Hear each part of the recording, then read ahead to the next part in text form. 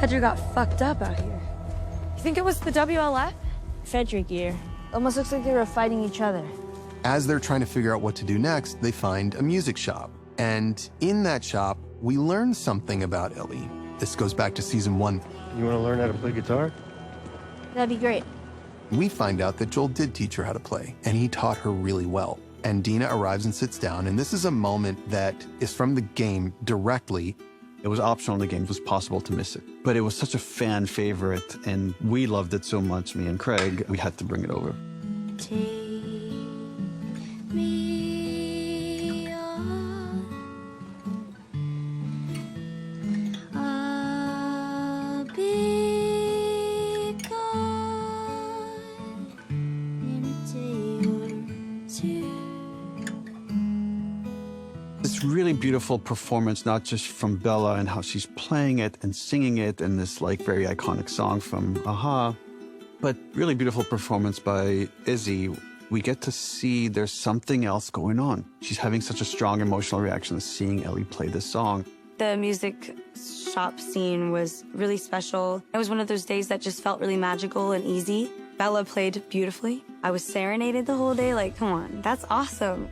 Also getting to fall in love with the character in such a unique way was really, really cool. I think that's when she knows that she loves Ellie. You've gotten pretty good. Thanks. Just for this moment, they have this shared happiness, and it's a moment like we might live in this world. It's rare in the world that they live in where they have to survive day to day, hour to hour.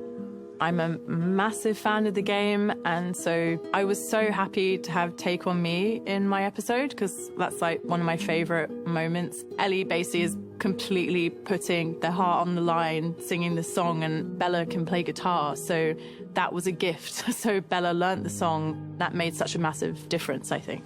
All those lessons from Joel. He taught you well.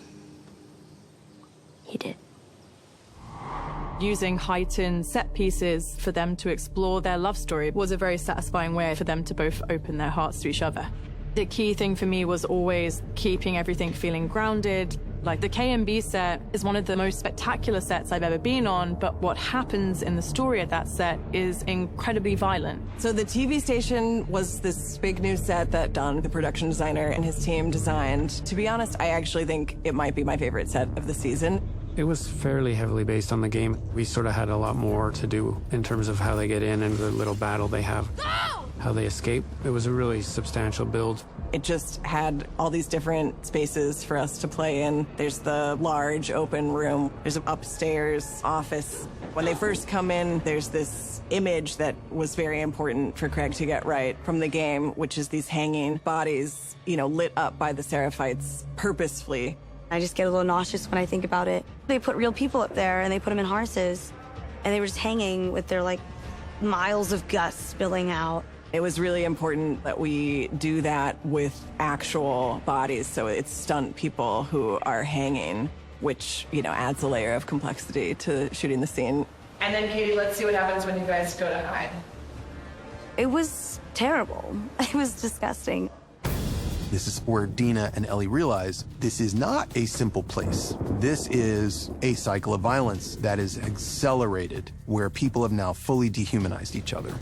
That group we saw in the woods, they did this. What the fuck is wrong with Seattle?